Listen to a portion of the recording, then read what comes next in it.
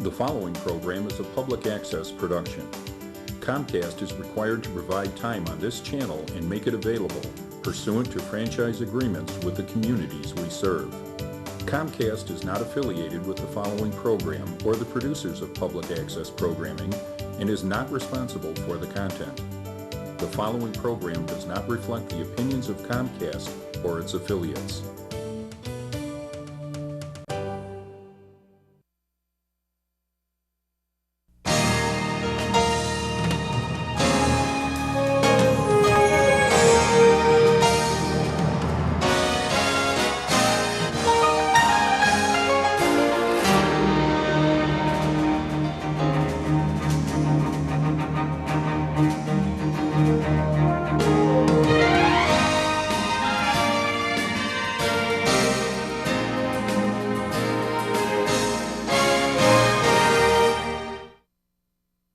Another edition of Discover Tinley for this month. Thanks for watching. My name's Ron Centanni. I'll be your host tonight. As usual, the program is to highlight the people and organizations in Tinley Park that make this town a great place in which to live. And we all know Tinley Park is a pretty neat place in which to live. It's kind of hard to believe that Christmas is coming up pretty soon, if you can believe that. It's getting pretty quick here. And Santa Claus is coming to Tinley Park as usual the first weekend in December. Come down to the train station and watch Santa arrive and go to the Christmas market and have a good time watching with your kids with Santa and the Christmas market. Got a couple of real neat guests today, a couple of people who've been very instrumental in some of the nice things that are happening around Tinley Park. One is on the artistic side, and Tinley Park has been known for promoting a lot of the arts.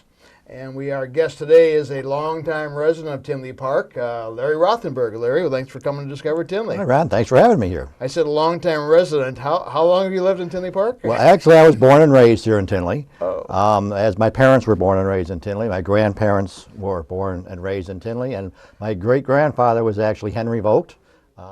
First mayor, first postmaster at Tinley Park, and the Vogt Visual Arts Center is now in his house. It's housed there. So yeah, I go back a little ways.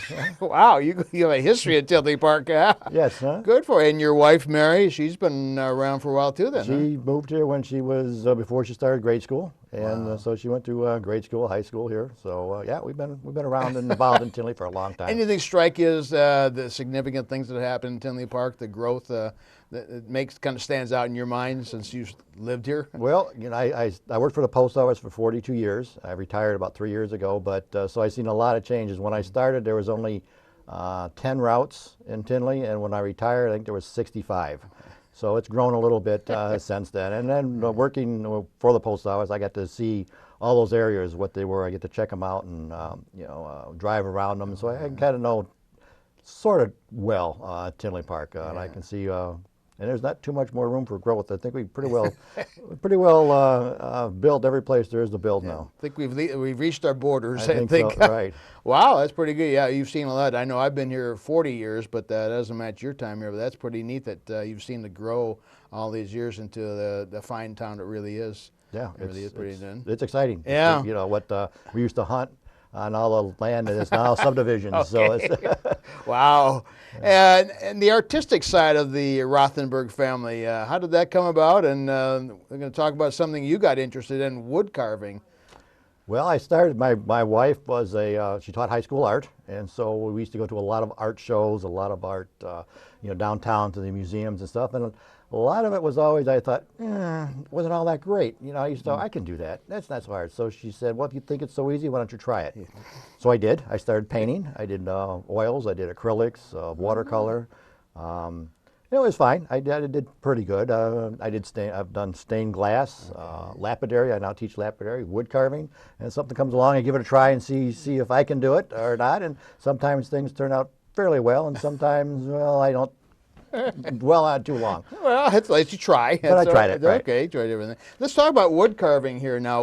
First of all, what got you started in wood carving? Why did you choose wood carving? Like I said, I've tried a lot of other different things, and wood carving was offered at the Vogt Visual Arts Center, and I thought I'd take it and try it, and it was seemed pretty interesting, and I like to do things with my hands, and I just stayed with it all these years, just trying new different things, different techniques, different ideas, and try different things with wood. So. Okay. Why don't you kind of describe a couple of things that you've got on the table here that you have done? This is Larry's own work here. What are, some of the things you've done? Yeah. Well, these here are relief carvings. You start basically with a piece of wood like that, and just carve into it. What you want. So the relief carvings, we have realistic, like this chickadee here, carved and painted so it actually looks like an actual bird.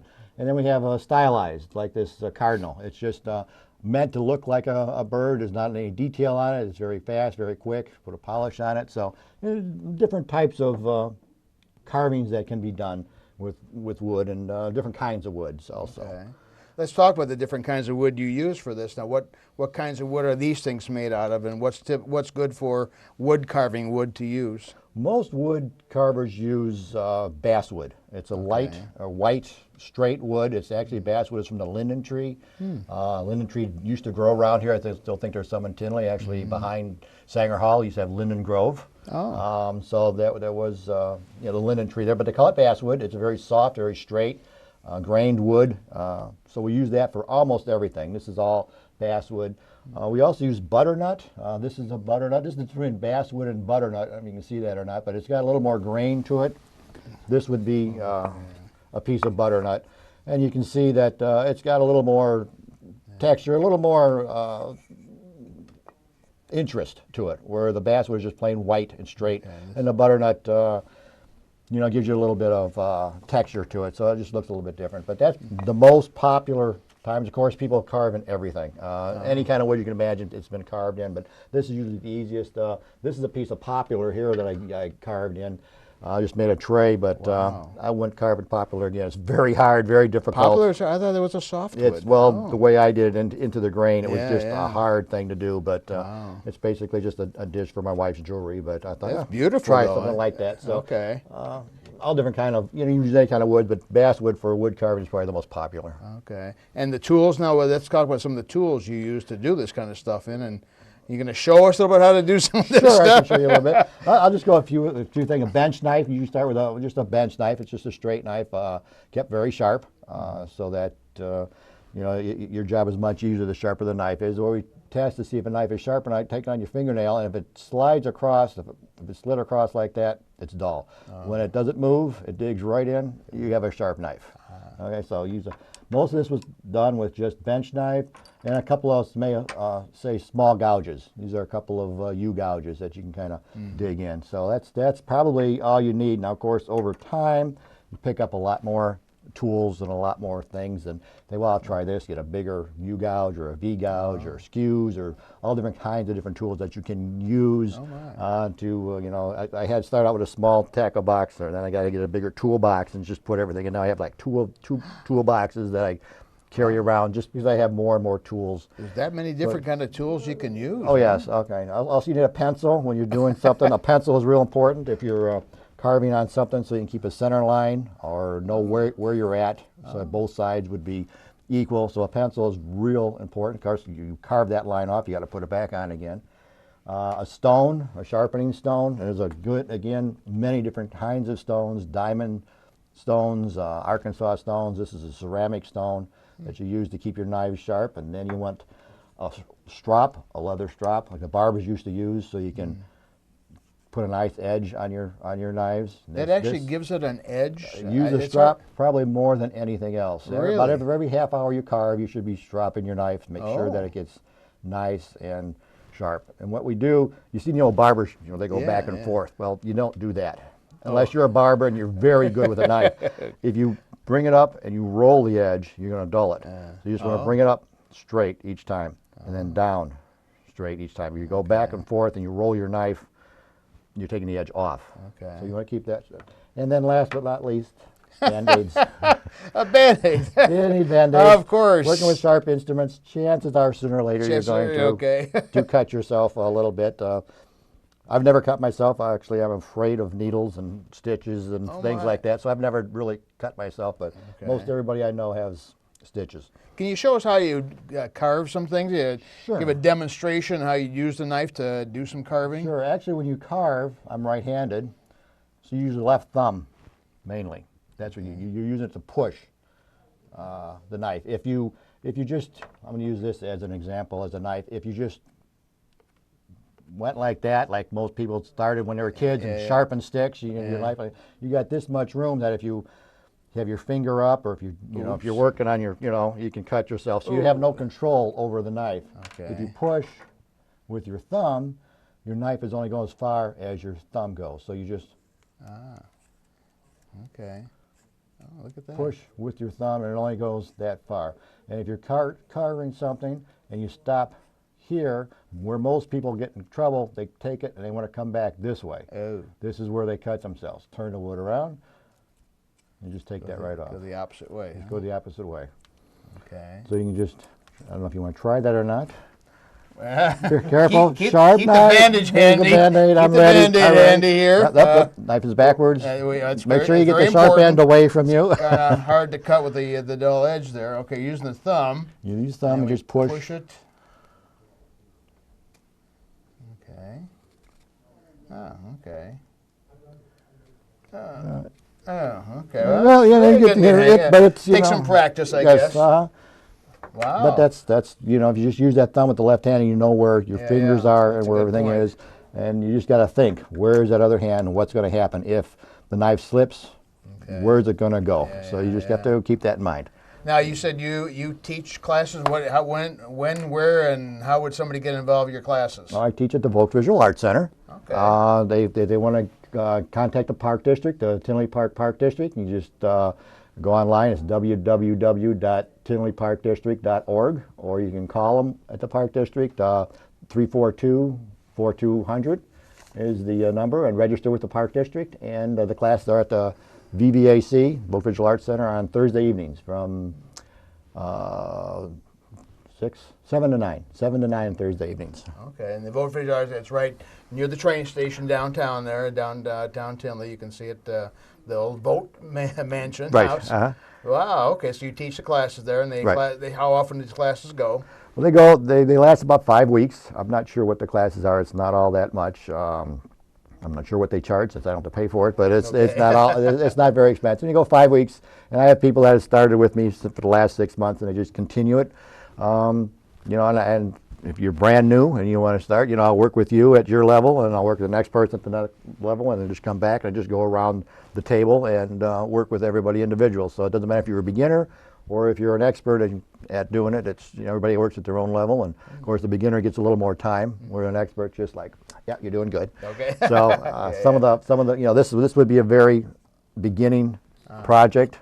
Something like that's very simple. Very actually, the shoe is a very early project. This is something that is difficult or complicated. Well, the shoelace was hard to carve. But I otherwise, see. Okay.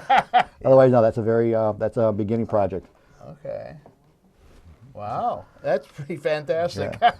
I give you credit. That's tremendous how you do all this work here, and how you get it all from the big block of wood into nice shapes like this.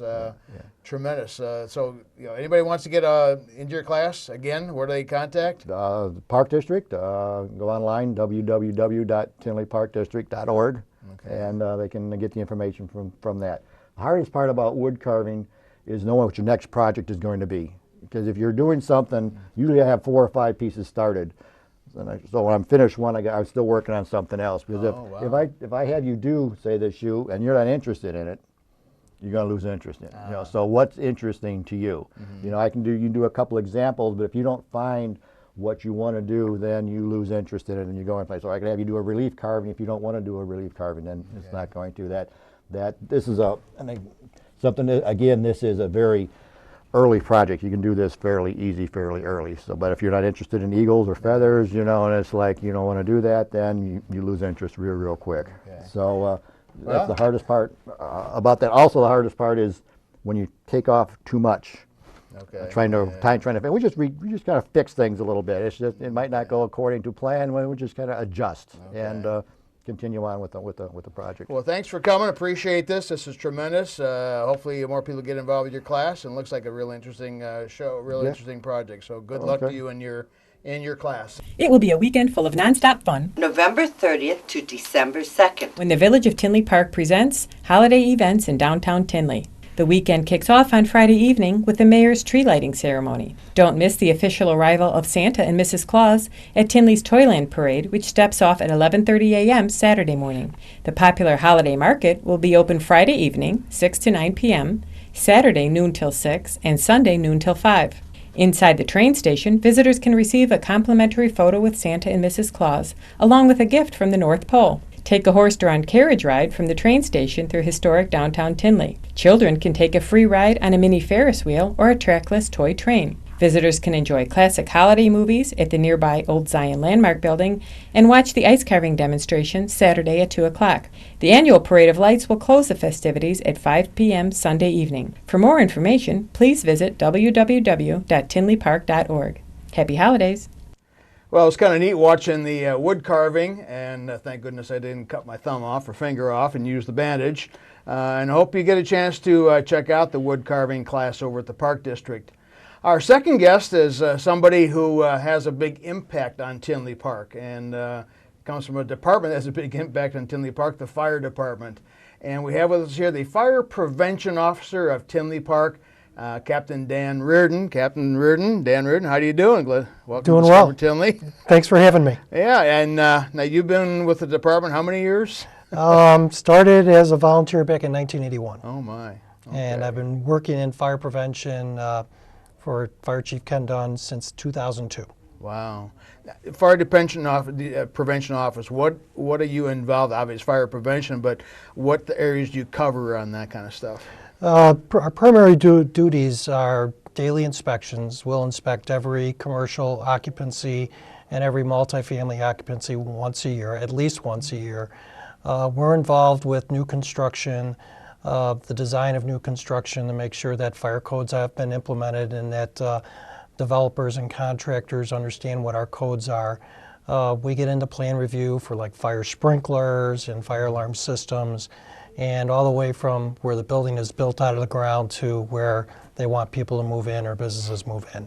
Also responsible for public education, which we believe is probably the most important component in our village, where we do visits to not only schools, special interest groups like fraternal organizations, and participate in all of the village functions to help people understand fire safety. Wow.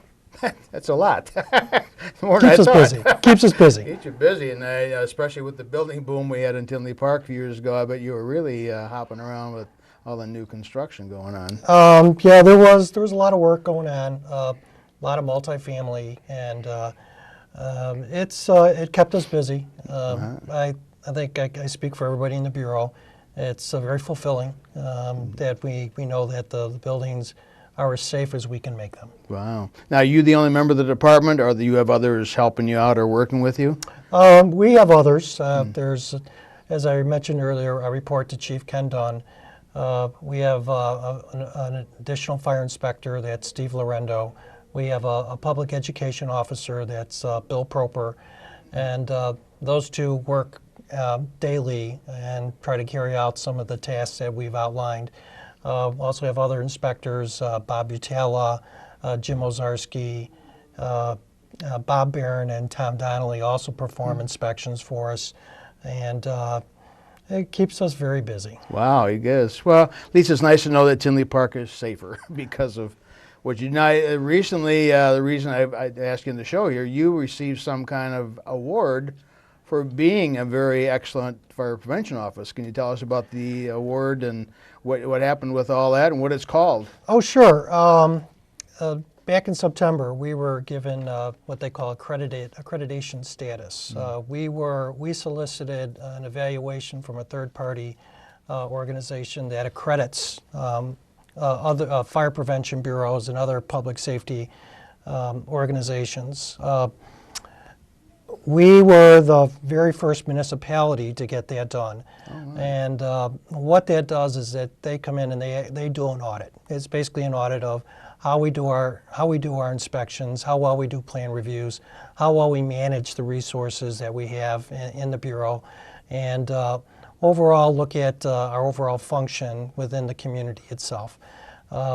we were very pleased to get that accreditation, because it shows the people of the community that for the resources that we're given, we're actually making a difference, and our programs are as good as they can get. Wow. So it means you're meeting some pretty high standards compared to other departments then, right? That's there are, I believe, that all the departments that have a fire prevention function meet a high standard. We chose to be evaluated against a set of standards by a third-party independent organization, and I think that's the big difference. The fact that there were 10 categories and 150 different objectives that we had to meet in order to get this accreditation. So it's a lot of work. Wow. And how long does this whole process take to go through all this now? It took about a little bit under a year. We wow. started back last year in September with the goal of having it completed by October, which would be Fire Prevention Month. So in that process, we had to do a self-evaluation, and there were 2 site visits from the accreditation organization and their team members, of which they would go over all of our policies and procedures. They would go out and look at how we do inspections, how we do our public education programs and our plan reviews, and actually come up with a report of findings of where we needed to improve. And we met the findings enough to where we can be recommended by the board of directors of the organization to get the approval to be accredited. I don't know if I mentioned the name of the organization. They're called IAS, and they're International Accreditation Service. They've been accrediting agencies since 2000 for the last 25 years. Oh, my. I mean, so they work closely with the building codes, International Code Council, and so that's why we thought it was a real good match for us. Is we have this agency that accredits fire prevention bureaus and they're tightly aligned with the building code industry. So we thought that was a good fit for us. Wow. Yeah, I'd say it's pretty reputable. Now, what does it mean for Tinley Park? How does that apply back home here, and what does it mean for the residents to be an accredited fire prevention bureau? Well, I think for the citizens at Tinley Park, I think the value is that we have, they pretty much have agreed with how we have been doing fire prevention in Tinley Park. That the programs that we have actually make a difference. Okay, not only does it go a long way towards preventing fire, but when you prevent fire, you're saving money. Okay, it doesn't matter whether it's the homeowner that that had a fire or not. It's the programs that are in place to help get the educational component out there. How there are codes which build strong buildings that are designed to resist fire or prevent fires. The homeowner should understand that the programs that we put in place actually make the difference, and and as compared to national standards, are making a difference. Wow. Now the fire department is rated pretty high, isn't it?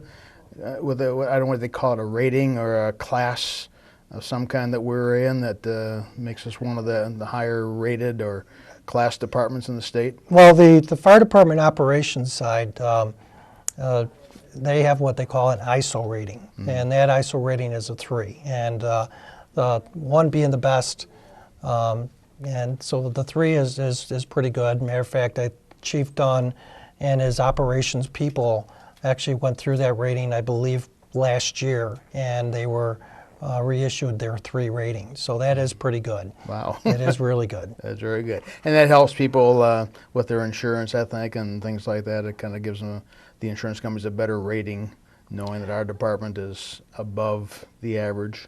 I think there is a component that allows for, if you're an ISO 3 department, that there is a savings, there can be a savings in insurance, and coupled with what we've done in fire prevention, I think that's a pretty good combination when it comes to fire and life safety in the village of Tinley Park. Yeah.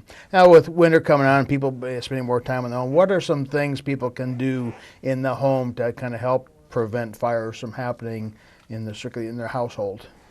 Winter approaching, the best thing they can do is make sure that they're, however they choose to heat their home, that they do it properly. If you're using portable heating devices, read the instructions, make sure that you're setting them up correctly. They're free of areas of combustible, and that per the manufacturer's recommendations, they're being used appropriately. Furnaces in the home, if you don't know how to maintain it, hire that contractor that can do that for you. A dirty furnace or a furnace that is not working properly not only might cause a fire, but if it's not working properly, might give off excess levels of carbon monoxide, and that can be deadly to us. Wow. How about Christmas lighting? Decorative lighting. I know every year I put up strings of lights and all kinds of stuff. Is there any guidelines for doing things like that? As we do approach the holidays, there are certain things that you need to be careful of. One is candles. Okay, candles, scented candles, they're great to have around the house. But you should always be in the room where there's a candle. They can malfunction. They can get knocked over, and candle fires do happen. When it comes to Christmas tree lighting or holiday lighting, again, whatever, you got to read the instructions on how they're supposed to be used. And when you string them together, or if you choose to put them outside or around your tree, you've got to be careful on how you put them together. Make sure they're free of any combustibles. You got to make sure that you have a fresh tree. And a very dry tree becomes more susceptible to fire, and fire develops very rapidly as a result of that. Oh, yeah. Wow. Well, we'll stick with the artificial trees, I think. But the fresh trees are kind of nice to have. Yes, they are. Oh, yeah. Anything new in the fire department that we should be aware of? Anything coming up or anything that's being added on? Well, October was Fire Prevention Month, so we had our open house, and we're always going to be a presence when it comes to any of the holiday events going up and down Oak Park Avenue. The fire department on the suppression side is always in a growth mode. I mean, we have all 4 stations manned, and we're working on putting on more manpower so that we can get to all the areas of the community as quick as possible. Chief Dunn is committed to that, and his operations chief, Steve Klotz, is committed to doing something to make sure that we provide optimum service in the village of Tinley Park. Beautiful. Well, thanks for doing the tremendous job you guys are doing. I think it attests to the wonderful workload that you guys do and the good job you do, and good luck to you in the future in fighting fires and preventing them too. Thank you. But thanks for the fine work that your department is doing. Appreciate Tinley Park Fire Department, really outstanding, one of the outstanding fire departments in the entire South Suburban area.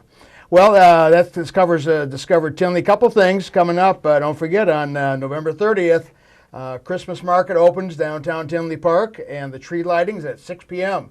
So don't be late and watch the trees get lit. And then on December 1st and 2nd, Santa is coming to Tinley. So be there on December 1st to watch Santa arrive in Tinley Park. See you at the Christmas market and Santa. Take care.